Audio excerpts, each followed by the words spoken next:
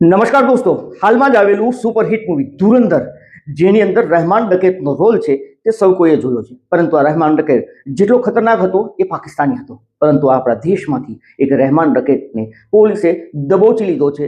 માત્ર આપણા દેશમાંથી નહીં, આપણા ગુજરાતમાંથી પોલીસે આ રહેમાન ડકેતની ધરપકડ કરી છે, જેને 6 રાજ્યની પોલીસ છે તે શોધી રહી હતી. જેનું નેટવર્ક 14 રાજ્યની અંદર ફેલાયેલું હતું. તે પોતે આરામ કરતો હતો, પરંતુ તેની ગેંગો સક્રિય હતી.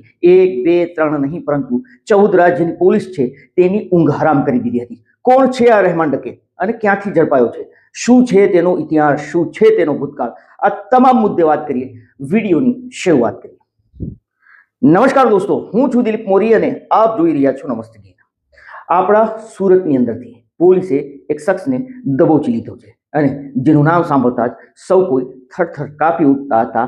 જેને પોલીસની ઊંઘ છે તે ઉડાડી દીધી હતી. 6 રાજ્યની પોલીસ જેને શોધતી હતી તે રહેમાન ડકેત આખરે આપણા સુરતની ક્રાઇમ બ્રાન્ચના હાથે ઝડપાયો છે. તે સુરતમાં તેણે પનાહ લીધી હતી. અન્ય રાજ્યની પોલીસ તેને શોધી રહી હતી, પરંતુ તે ઝડપાઈ ચૂક્યો છે સુરત પોલીસના હાથ. આ વ્યક્તિનું સાચું નામ આબિદ અલી છે, ઉર્ફે રાજુ ઈરાની, ઉર્ફે રહેમાન ડકેત. તેની રહેમાન ડકેત બનવાની કહાની પણ ખૂબ ઇન્ટરેસ્ટિંગ છે. પરંતુ પહેલા જોઈ લઈએ તેનો ભૂતકાળ. આપણા દેશનું મધ્યપ્રદેશ અને મધ્યપ્રદેશનું ભોપાલ છે. આ ભોપાલની અંદર એક ઈરાની ગેંગ કરીને એક ગેંગ સક્રિય છે, એક ઈરાની વિસ્તારની અંદર, જેમાં 150 લોકો આ વિસ્તારમાં રહે છે અને તે ક્રિમિનલો હોવાનું મનાઈ રહ્યું છે. રહેમાન ડકેત ઉર્ફે આબિદ અલી, મતલબ કે રાજુ ઈરાની, આના 3 નામ છે. તેનો પિતા છે એવું કહેવાય છે કે તે પહેલા ઈરાની ગેંગનો લીડર હતો, માસ્ટર માઇન્ડ હતો.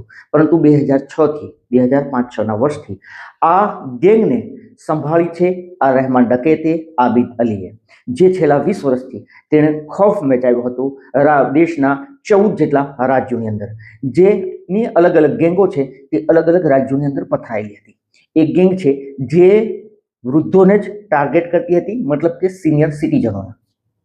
અન્ય એક ગેંગ છે જે રોડ ઉપર બેરિકેડ રાખીને તે લૂંટ મચાવતી હતી. બીજી એક ગેંગ છે જે સીબીઆઈ બનીને લોકોને લૂંટી રહી હતી. આ લોકો જમીન પણ પડાવી પાડતા હતા. એટલું જ નહીં, તેના વિરુદ્ધ એક વ્યક્તિએ બાતમી આપી હતી, તો આબિદ અલી અને તેના ભાઈએ તેને સળગાવવાના પ્રયાસ કર્યા હતા. મધ્યપ્રદેશ અને અન્ય રાજ્યની અંદર તેની વિરુદ્ધ 10 જેટલા ગુના આ આબિદ અલી ઉર્ફે રહેમાન ડકેત વિરુદ્ધ અત્યાર સુધીમાં નોંધાઈ ચૂક્યા હતા. ભૂતકાળની અંદર 2020-2022 સુધી તેને મધ્યપ્રદેશની પોલીસે પકડી પાડ્યો હતો. તે જેલની અંદર હતો, પરંતુ તે જામીન ઉપર મુક્ત થયો હતો અને ત્યારબાદ તે ફરાર થયો હતો. 6 રાજ્યની પોલીસ તેને શોધી રહી હતી, પરંતુ તે પોલીસના હાથે નહોતો લાગી રહ્યો. ગત મહિને, મતલબ કે ડિસેમ્બર 2025ની અંદર ભોપાલની પોલીસે આ ઈરાની વિસ્તાર છે ત્યાં રેડ કરી હતી અને 150 લોકોને તેને તપાસ્યા હતા. આ સમયે એવું કહેવાય છે કે પોલીસ ઉપર પથ્થરમારો કરાવીને આ જે આબિદ અલી છે ત્યાંથી ફરાર થઈ ચૂક્યો હતો. મતલબ કે પોલીસને ચકમો આપવામાં વધુ એક વખત તે સફળ રહ્યો હતો. આબિદ અલી ઉર્ફે રહેમાન ડકેતનો આ રહેમાન ડકેત છે તેનો ખૌફ 14 રાજ્યની અંદર હતો, પરંતુ તેના વિરુદ્ધ મકોકાની હેઠળ પણ કાયદો લગાવવામાં આવ્યો હતો, પરંતુ તે પોલીસના હાથે નહોતો લાગતો. રહેમાન ડકેતનો ખૌફ રાજસ્થાન, મધ્યપ્રદેશ, ઉત્તર પ્રદેશ, હરિયાણા અને દિલ્હી સહિત અનેક રાજ્યો, પશ્ચિમ બંગાળ અને દિલ્હી સહિત અનેક રાજ્યોની અંદર તેનો ખૌફ હતો. તે એટલા રાજ્યોને, 14 રાજ્યોને તે ટાર્ગેટ કરતો હતો. તેની ગેંગ આ 14 રાજ્યોની અંદર પથરાયેલી હતી. તે પોતે કશું નહોતો કરતો, તે માત્ર ગેંગનો લીડર હતો, ગેંગ ચલાવતો હતો. તેની નીચે અનેક ગેંગો કામ કરતી હતી, જે લોકોને લૂંટતી હતી, બેરિકેડ રાખીને લૂંટતી હતી, જે વૃદ્ધોને લૂંટતી હતી, જે સીબીઆઈ બનીને ખોટી રેડ કરીને લોકોને લૂંટતી હતી, જે જમીનો પચાવી પાડતી હતી. અને આ પૈસા છે તે રહેમાન ડકેત અને તેના ભાઈ સુધી પહોંચતા હતા. રહેમાન ડકેત લક્ઝરી કારોનો શોખીન હતો.